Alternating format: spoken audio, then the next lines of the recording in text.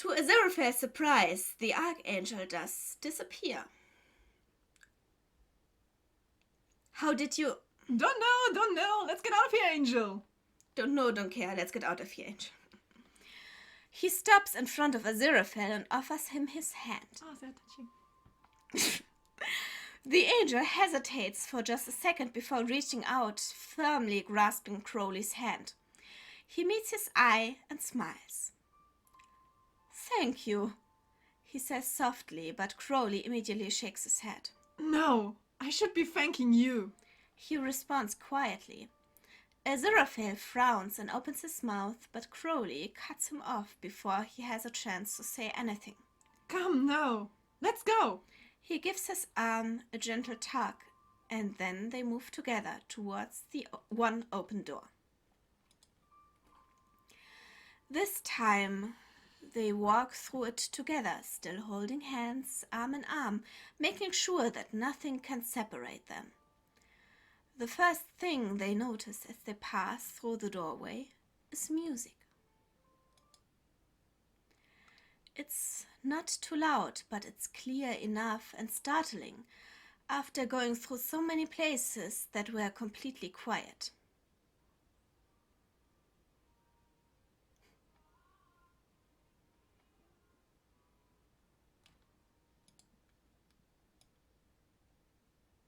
Okay. Crowley recognizes it in an instant. After all, he was there when it was written. Hell, he had quite a lot to do with its creation. We can do the tango just for two. He has been avoiding it for quite some time, but of course this place must have known it and has decided to use it against him. He's not surprised. He can't even be mad now. Wait, There are more important matters to be thinking about anyway, because as they pass through the door, they quickly realize where they are now. What is this song? Lyrics. They are lyrics for a song. And Crowley wrote them? No, he was there when they were written by his good friend Freddie Mercury. It's a Queen song. Yes. And there's this joke in the fandom, because the Bentley only plays Queen songs when Crowley is in it. Okay. That Crowley knew Freddie Mercury, who is the singer from Queen. And there's one particular song that the fandom says is written just for the two of them. Oh, and it's maybe this one. Yeah, it didn't appear in season 1, but we all had a collective shock when it actually played in season 2, in the scene when Aziraphale calls Crowley, and then Crowley is driving really fast to Aziraphale. This is the scene with the bus, and then good old-fashioned Lover Boy is playing by Queen, and Okay. they all say it's about them. Okay. Ooh, okay. The Ritz, Aziraphale murmurs, taking a look around.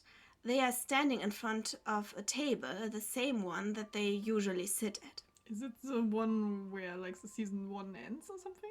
Like the table No, where no, they no. eat, or No, it's another song.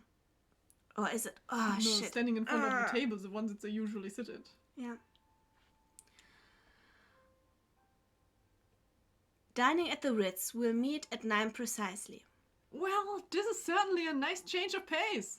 Crowley comments, his gaze also sweeping across the room. Of course, it doesn't look exactly like how it should. It's much emptier, not just because there's no other people. There's less tables, the walls seem to be closer than they usually are. No food, no alcohol. The only thing that stands out is their table. On top of it, several empty wine bottles arranged in a wide circle. If we're here, then perhaps we're getting closer to getting out. Aziraphale ponders, glancing over at the demon. Crowley meets his eye and shrugs. Yeah, I sure hope so. His gaze wanders down to their hands, still laced together. I'm getting tired of just being thrown around by this place. Aziraphale also looks at their hands. They stand like that for a bit before the angel finally lets go and approaches the table. Like Crowley is like, yeah, I can still hold your hands the whole time, and Aziraphale is like, no. Yeah. He looks at the bottles closely, inspecting each of them separately, while Crowley wanders around trying to find the source of the music. It doesn't take him long to realize that such source simply does not exist, and that the same song keeps looping on and on. I can serenade and gently play on your heartstrings. It's Queen, right? He doesn't even realize that Aziraphale has abandoned looking at the bottles in favor of watching him, not until the angel speaks up. Oh, it's me. Oh, it's you, okay. It's Queen, right? Yeah, okay. Though I don't think I've heard this one much. There's a good reason for that. Crowley thinks. Not my style. He says out loud. I like it, Aziraphale tells him. Crowley's expression softens, but he stays quiet. The angel goes back to looking at the bottles. I will pay the bill, you taste the wine. They all have a piece of paper inside, it seems, and they are all the same type, just from different years, he says, while Crowley comes closer to him. Okay, so let's break all of them then. The demon shrugs easily, and that earns him a scowl from Aziraphale. Has breaking things worked out well for you in here, my dear? Crowley wants to argue, but he can see the angel's point. What other ideas then? We have to pick the correct one, obviously. Obviously. Crowley repeats, barely keeping himself from mimicking Aziraphale's tone. Same rules as before, you think? Everything's all right, just hold on tight. I'd imagine so, yes. Though this time we know for a fact we have to look for a year. Crowley runs a hand down his face and nods. There's like 20 bottles on the table, and he doubts blind luck could help them. Which year could it be? Maybe a year where they were first time sitting together and drinking some kind of wine here at this place where they meet? No. No? No. What? 20 bottles.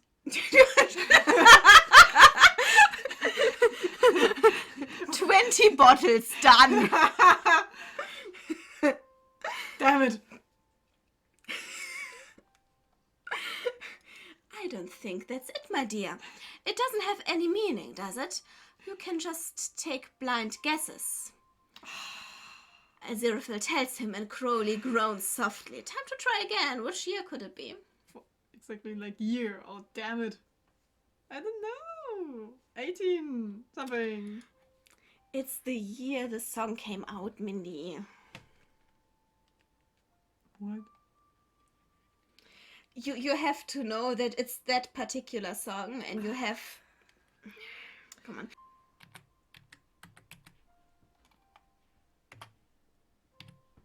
So 1 year earlier. Yeah. But we go. I cannot read. You know I cannot read. No! Oh! What did you do? He was saying something. Oh. I think they only talked about like when the song came out, so it's fine. Yeah. Sorry.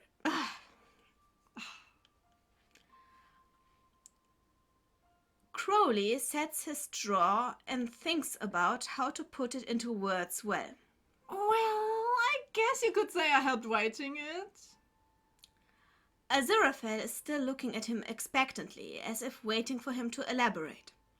The demon groans loudly and steps around him to find the correct bottle. Crowley? I would much rather see what's inside it than have this conversation right now. That seems to be enough to make Aziraphale go quiet, at least for now. Crowley gives a small thankful nod and picks up the bottle. Okay, so I guess they have talked before about like, oh yeah, what kind of connection does this year have and the song like from Queens with you and me or something. And the Crowley's like, I don't know. I have nothing to do with this. Do you want to stop it and look at the recording? No, it's okay. It's okay. Okay. It was just like, because I was a little bit confused why they have like this conversation now. Okay. And why he does not want to have this conversation. Because it's about his love for Aziraphale. I know. Yeah. And he's shy. Yeah. He turns it around in his hands, looking for a way to get the paper out. So far, it does seem like the only way to pull it out is by breaking the glass. So, watch out, Angel! he swings and bashes the bottle against the edge of the table. To his genuine glee, glass shards fly in all directions as the bottle does, in fact, break open. Aha! Completely unbothered by the glass that surrounds him, Crowley immediately reaches for the piece of paper that now lays on the table. He picks it up with 2 fingers, shaking off any shards remaining on it. Aziraphale lets out a disappointed sigh, but he approaches him without a word. Crowley unfolds the paper and they look at it together. Dear Angel and Devil, I know by now all you want is answers. Unfortunately, it is not so simple. The only way out is for you to finally find each other. Meet on an equal ground. You have to put your souls to rest. You have been unsettled for far too many centuries. That's all you needed to know. Good luck. Agnes Nutter. P.S. Do tell the angel more about the music. Damn it! No! They are both quiet as they read over the letter once, twice, 3 times. It's difficult to say what they feel as their eyes scan over Agnes's handwriting. Perhaps they expected something more or something less. Oh my gosh. Okay. I told Freddy about you. Crowley speaks up suddenly, putting the letter down on the table. Aziraphale looks at him, confused. What are you talking about, dear boy? Well, she told me to tell you about the song, so that's what I'm doing. Crowley gestures at the paper.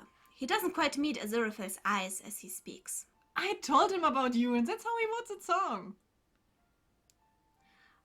I'd like for you and I to go romancing. Freddie Mercury sings in the background, as if on cue. Why do you think there's a part about the wits? I told him that we dine here often and well. Apparently he took it as a cue to... Crowley waves his arms around, unsure how to finish the sentence. Yeah, you get the point. Say the word you wish is my command. Aziraphale listens for a moment and then smiles warmly. That's why you never put it on in the Bentley, because you didn't want me to find out. Crowley doesn't want to admit it, but he gives a small nod in response. Yeah? I very much like it, though. Aziraphale says, and it sounds so awfully easy, as if they hadn't been dancing around the issue for a good 6,000 years. Crowley glances up at him, and it's so uncharacteristically bashful. The angel takes a step closer to him, but makes sure to leave enough breathing room between the two of them. Enough personal space. Aziraphale still knows what personal space is. Yeah. And Crowley is like, maybe I don't want to have personal space. Yeah. Come closer. Come to me. You say that now. Crowley mutters, shaking his head. But things were very different up until recent. I know, Aziraphale just says. I know, my dear. And I think it's about time we stop being so afraid of what we have. Crowley doesn't want to look so hopeful, but he knows his own face is betraying him. It's difficult for him to mask anything when Aziraphale is standing right in front of him, speaking so honestly and so lovingly. When I'm not with you, think of me always. Love you, love you. I've known for a long time you feel... Aziraphale just had to carve in the middle of it. Like very romantic scene. And Aziraphale wanted to tell you, I've known for a long time how you feel about me. And he's like, sorry, I get a cold. I've known for a long time how you feel about me, Crowley. The demon huffs softly, his gaze shifting away from him. Well, I wasn't trying to hide it.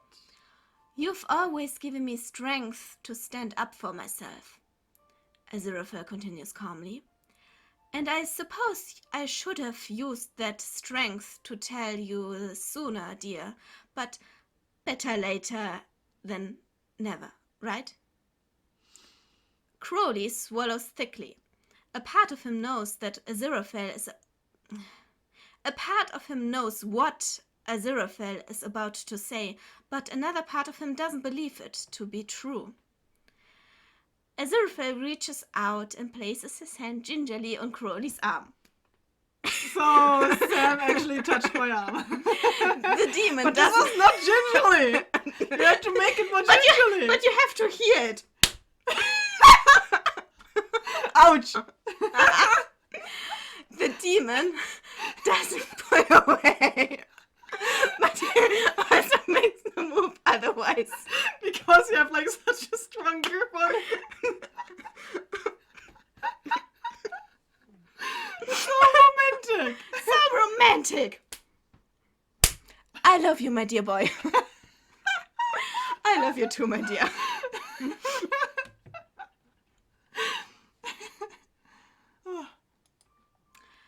Crowley smiles, faint and hesitant. He looks up at the angel and he wants to say something, but he doesn't get to. Should I do it? I can do it. Okay. Excuse me, gentlemen. I am sorry for interrupting, but I think I have a parcel for you, Mr. Aziraphale and Mr. Crowley, yes? Neither of the two has noticed when the door swung open, and it's only now when a voice interrupts them that they look away from each other. They stare in shock at the postman, who now stands next to them with a package in his arms. He cannot read the room, I guess. No. He just like sees two people looking deeply into each other's eyes, and one of them is like having a whole strong grip on the other person. Is like, I love you, my dear. My dear. My dear. Crowley gapes at him, no words leaving his mouth. It's Aziraphale who manages to speak up despite his shock.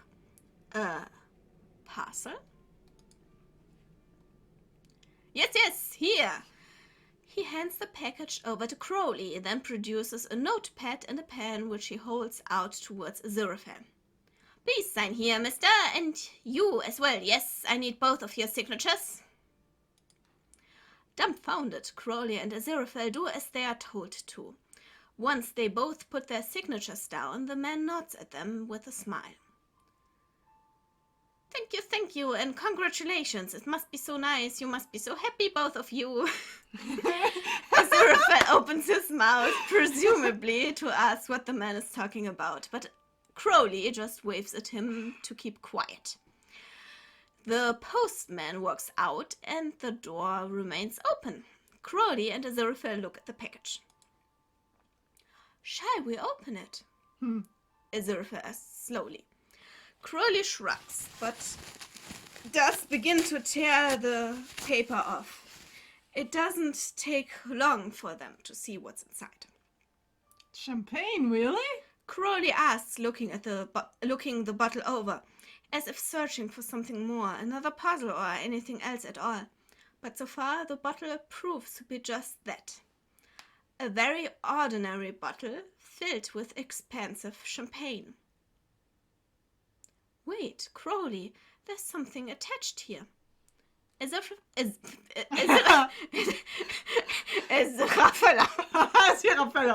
Philadelphia, what? No.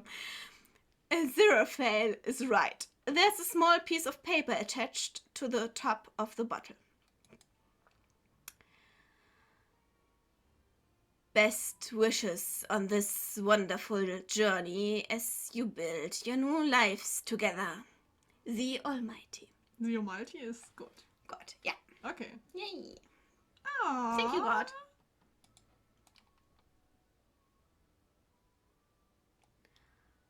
Monday. 1 month after the Armageddon that did not happen, and 1 minute after an angel and a demon have confessed their feelings. When Crowley and Aziraphale make their way out the door, they find themselves on 150 Piccadilly, right outside of the Ritz. Humans surround them, walking and talking. It seems like a very ordinary Monday, a regular day, like any other. The two of them exchange shocked looks. They look back at the building, at the bottle of champagne, which Crowley is still holding. It's obvious they are confused, and I can't fault them for that. It's not often I send such personal gifts, but the two of them have been so entertaining. They deserve a day off, and a few more days to prepare themselves for what is next to come. After all, this is certainly not the last ineffable game that I will play. Oh my gosh. Did we manage it? Oh! Yay! Made by small alien bee with help from our pulpus. Love the name. Music after the invasion, hazy darkness, city of the disturbed, closing in, going different ways. Northern Passage, still of morning, by Eric Mathias. Good Omens opening title by David Arnold. Good Old-Fashioned Lover Boy by Queen. Sound effects, bounce, giggle, jab. I think we also Kick. include a lot of sound effects, right? Laugh to Self, Mirror Shattering, Water Splash by Mike König, soundbible.com. Nice. Closed Door, Door Squeak by Caroline Ford, soundbible.com. Click 2 by Sebastian, soundbible.com. Footsteps on Cement by Tim Pryor, Large Door Slam by Stefan, soundbible.com. Thank you for playing. Well, thank you for making this it. game. 10 out of 10. We had a lot of fun. It was very, very nice. 10 out of 10. Yeah, I think it means something that when we go out and come back after 5 minutes and not going into the pool, Yeah. but to play this game before we go Yeah. into the pool, it means something. Yeah, my was- father is waiting downstairs, impatiently probably. Impatiently, yeah. But it was really, really good. Like, I love the description, everything. It Yeah. was, like, I love the fact that we had some kind of, like, it was more like a fan fiction thing. Yeah, basically. It was just like reading a fan fiction, but it's more like interactive. You had like some choices on what you want to see. Mhm. And I really liked like how like in character they are. Mhm. It's really cute. I like it. It's very nice. Yeah. Read it for yourself. Yeah. I hope you had a lot of fun. Yeah. Like We listening like to us reading it like sometimes in a not very romantic way, I guess. But yeah, this is how we are going to do things, and we had a lot of fun. Mhm. And this is actually the last Good Omens game for now. Yes. Until Sam finds more of them. Yeah, please make more of them, please. And write in the Please. comments and tell us to play them. Yeah. Thank you. I like that they came together at the end. Yeah. Yeah. Beautiful. They're both still an angel and a demon. I like that about that. Yeah, that's Yeah. actually good. Yeah. And They're happy. I like that they had like some kind of indirect confession. Like Aziraphale is like, I love you too. And Crowley has not said anything. He's like, Yeah. yeah, Yeah. I take it. Thank you. Thanks. I love you too, my dear. Thank you. That's very cute. Okay, we are going into the pool now. Yeah. We wish you, I don't know, a good life. Have a and good life See you and- in the next episode of something. Of something. Yeah, look at our videos. Bye bye. Bye bye.